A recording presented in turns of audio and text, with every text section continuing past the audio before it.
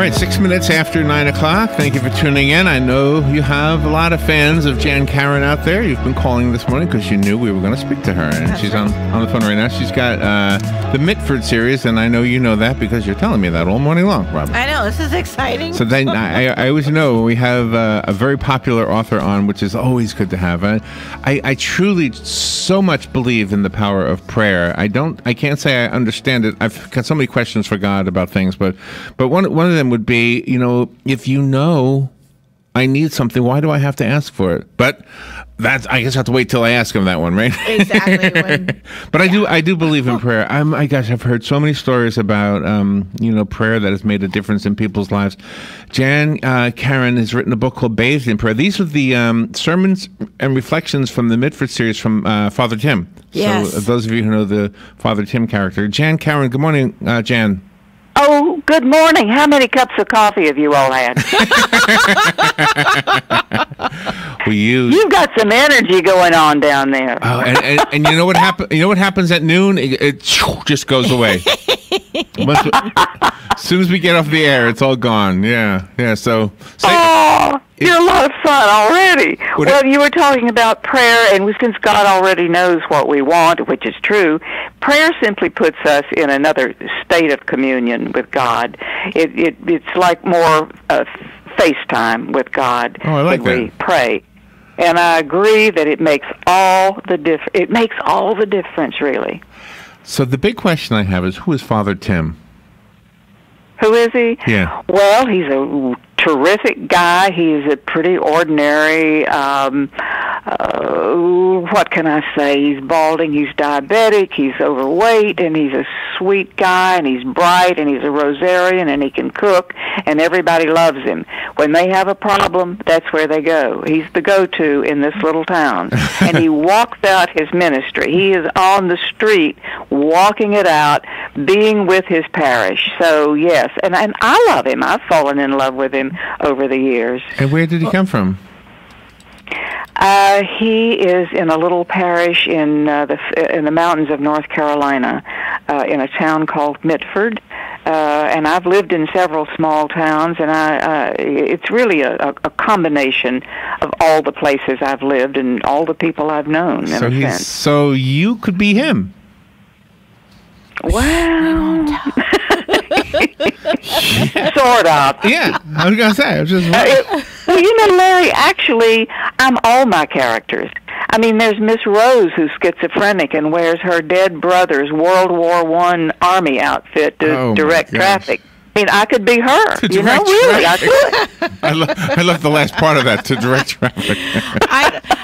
I think what's really wonderful about your books is that they're very inspiring, but your history is very inspiring as well, because your books didn't start out as books. They started as a column that you wrote. Oh, Robin, you've been doing your homework. Mm-hmm. Yes, ma'am. In fact, Charles Dickens was published in installments for a very long time, and I never dreamed that I would be publishing weekly in a small-town newspaper that cost 10 cents a copy. In fact, my payment for delivering a portion of manuscript every week was 2 copies of that newspaper.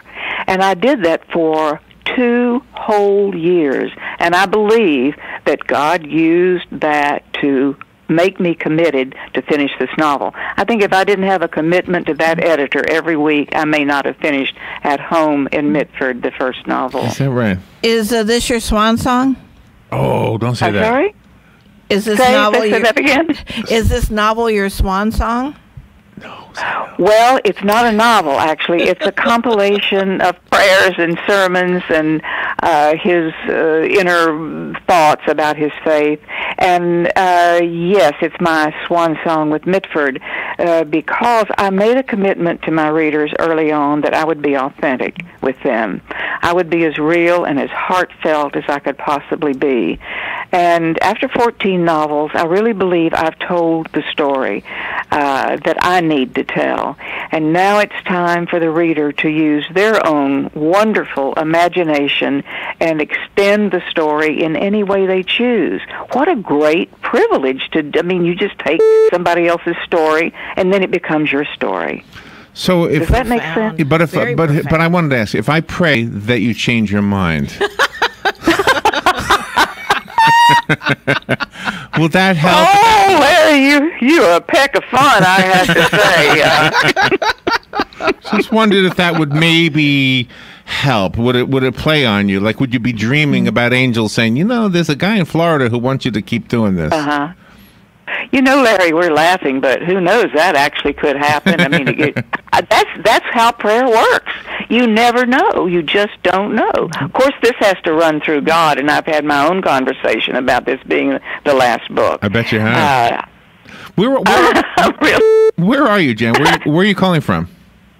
I'm in Charlottesville, Virginia. Oh, Virginia. A beautiful town. Mr. Jefferson's town with his beautiful university and rotunda and Monticello sitting on the top of a mountain. Oh, yes, and proud to be here. Sounds really pretty. You really have a way of bringing a face into all of your stories, but your characters revolve around that, but you're not being so adamant about it, telling people they have to believe and that kind of rigidity. You let the characters tell that kind of story throughout their own joys and their downtime. I'm trying to show people who are interested how a simple everyday faith works. Many are frightened of faith because they think it's going to demand something they can't possibly give. But it's a far simpler thing than so many of us believe, and it's available and it's easy, and I just have to share it. There's no way I cannot share my faith because it's so meaningful to me. It's changed my life in a good way. When something happens to somebody else, like a hurricane or whatever, or somebody dies, other people say, you're in my thoughts and prayers. And I have a thought about that statement. I think if you care about people, they're always going to be in your thoughts. Right?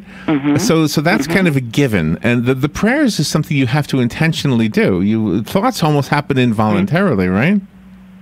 Yes, I agree that the gift, a prayer for someone is a gift, not only to that person, but to yourself. Yeah. To the one who prays, we receive rich rewards from that ourselves. But you couldn't write a book called Bathed in Thought. No. Right? You could, I guess. No. But, yeah, but it wouldn't, just... And, oh, Larry. And Father Tim's beginnings also, they came to you unexpectedly, and I just love this whole series, and I love this book. Well, talking about the unexpected, that's how I like to write a book. I don't want to do a detailed outline. I want to be surprised. I want to walk into the book myself, completely fresh, and it's like, okay, what's going on?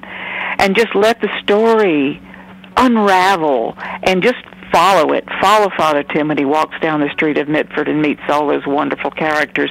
Go into the Main Street Grill and have a burger all the way, with fries, of course. Oh, man. Stand in the pulpit when he preaches. What's for lunch, Jan? Really? What are you having for lunch today? You know what I'm going to do? After this interview, I'm going to call you back and just laugh. We don't have to do anything but just laugh. Jan, you all are the best at this. Jan, thank you so much for being on the air. It's an honor to be able to say you were on this show. Thank you so much. Oh, thank you. I had a great time. Thank you, Jan. Do you have a website you want to recommend? Yeah, MitfordBooks.com, and I'm on Facebook, too. Okay, MitfordBooks.com. I'm going to find you on Facebook, and I'm going to be your friend.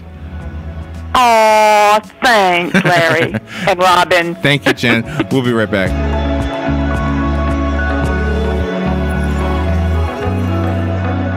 PPIR is a networking group formed